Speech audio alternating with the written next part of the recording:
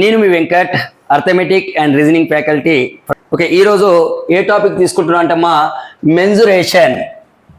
So మెన్జురేషన్ని మనం తెలుగులో ఏమంటామంటే క్షేత్రమితి. ఓకేనా? సరే, ఇప్పుడే చెప్పుకున్నాం 4a square. So 4 into 13 square, 4 into 13 square value ఎంతమ్మా 169. సో అది ఎంత వస్తుందో చూడండి.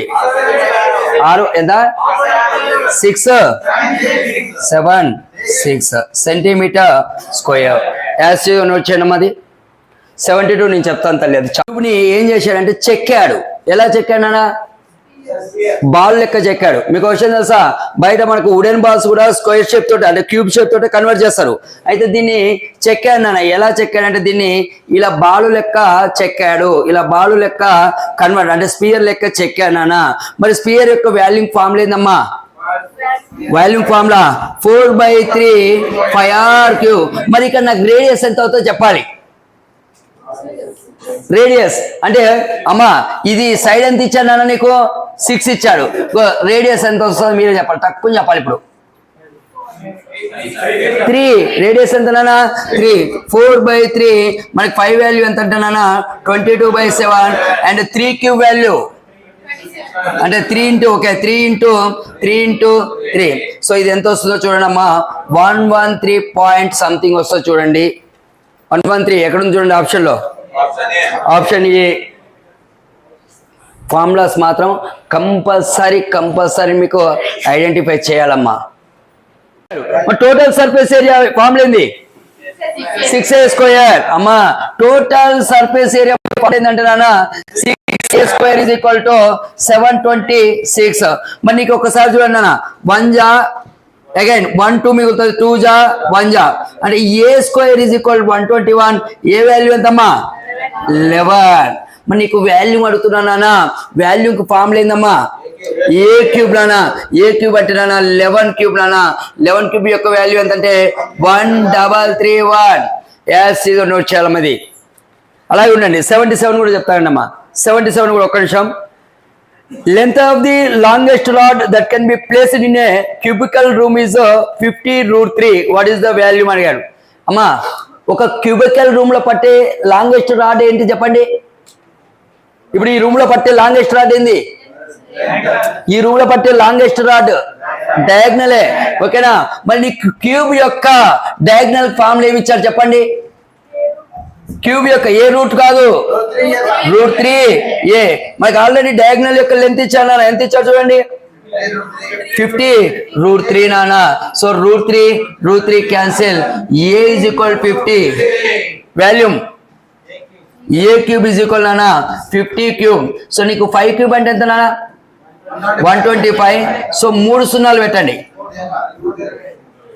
సో ఇది మనకి 77. అలాగే 78 కూడా చెప్తామా. 3 నోట్ చేయండి ఒకసారి. వెయిట్ అనుకోండి అమ్మా. వాల్యూమ్ అంటే మనం ఏమనుకోవాలంటే వెయిట్ అనుకోండి. దయచేసి ఎంత వాల్యూమ్ అంటే వెయిట్ అనుకోండి. ఒక దాని యొక్క సైడ్ ఎంత ఉందన్న 6. ఇంకో దాని యొక్క సైడ్ ఎంత ఉందన్న 8. 8 ఇంకొక దాని యొక్క సైడ్ ఎంత ఉందన్న 10. ఒకసారి చూడండి అమ్మా. నా దగ్గర 3 రింగ్స్ ఉన్నాయండి. 3 ఉంగరాలు ఉన్నాయి. దయచేసి మీరే చెప్పాలి. 3 ఉంగరాలు ఉన్నాయి. ఒకటి వచ్చేసి 6 గ్రాములు ఉందమ్మా. ఒకటి వచ్చేసి 8 గ్రాములు ఉంది నాన్న. ఒకటి వచ్చేసి 10 గ్రాములు ఉంది. జాగ్రత్త అండి.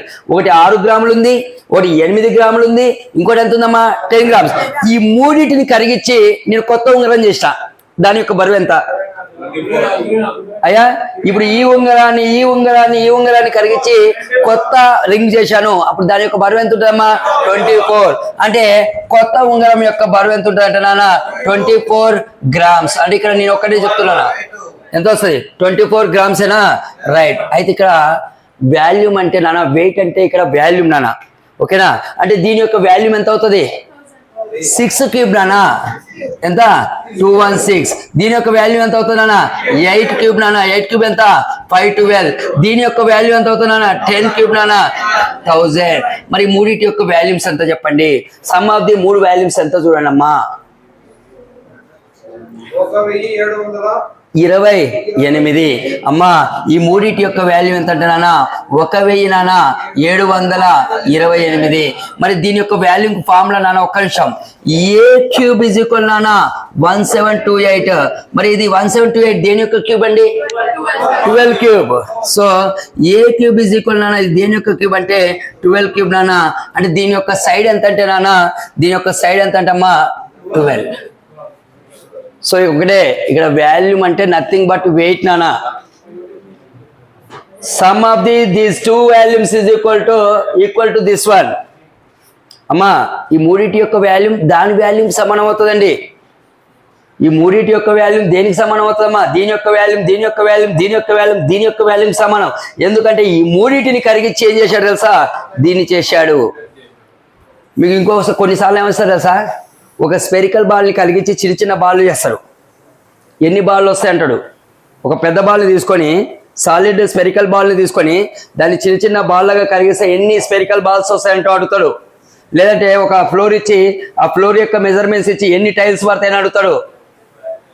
లేకుంటే ఒక గోడ కన్స్ట్రక్షన్లో ఎన్ని బ్రిక్స్ పడతాయని ఇస్తాడమ్మా.